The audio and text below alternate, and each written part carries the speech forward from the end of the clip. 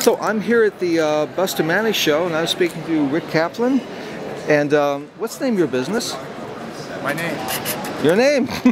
That's convenient. And what city is your business in? In Pasadena, California. What's the address? 450 South Fair Oaks Avenue. 450 South Fair Oaks Avenue. What's your phone number? 626-793-6841. Okay. So can you give me a tour of some of these items? Okay, you started off with Amphora. Uh-huh. So what can you tell me, but do you know who the designer of this piece period, yep, it's made by Amphora in Austria, 1890. Is there a specific designer who did this one? Probably Stahlmacher. Stahlmacher, okay. Stahlmacher was probably the most common maker of that. Okay. And this is Royal Ducks. Oh, boy. Signed Royal Ducks. Well.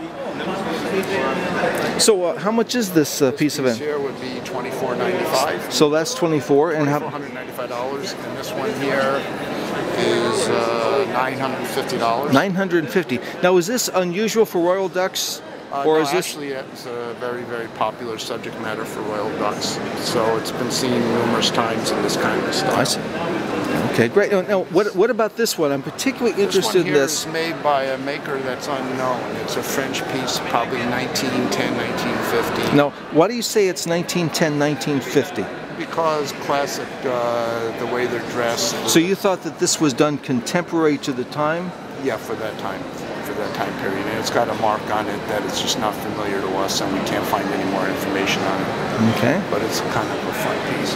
That's made by Goldscheider. Oh, Goldscheider.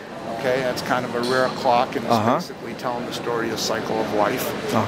From the childhood, going through life, has his female part, and then as an old man, looking at time going by. Sure. Now, what would be the ideal use of a monumental item like this? Strictly as a clock.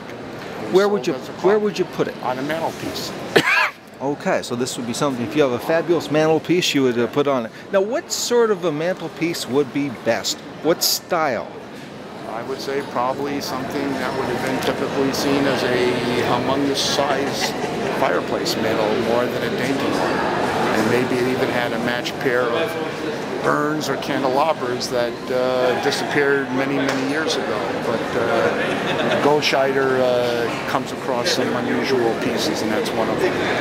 Okay. This is made by Bernard Bloch. That's 1890s. Bernard Bloch, there's a little biography on him. And it's quite unusual with the sea goddess and the sea god and the nymphette, whatever. So this is a sea goddess. It is not Poseidon himself. Well, it probably is. That's even probably more exactly. Well, I wouldn't think it's Poseidon, because where is the trident? Well, it may have had it and it's missing. Oh, the trident may be missing. You know, that he lost his. He was so enamored with the sea goddess that he lost his trident. Ditched it. Okay, because it doesn't look like he used to have it here. It looks pretty complete. You never know, because I don't have it, and that's possible. Now, how about the sea goddess? She's actually a mermaid. She's a mermaid. Was there a particular popular mermaid? I mean, no. So there was no one is comparable to him as far as an aquatic creature. Nope.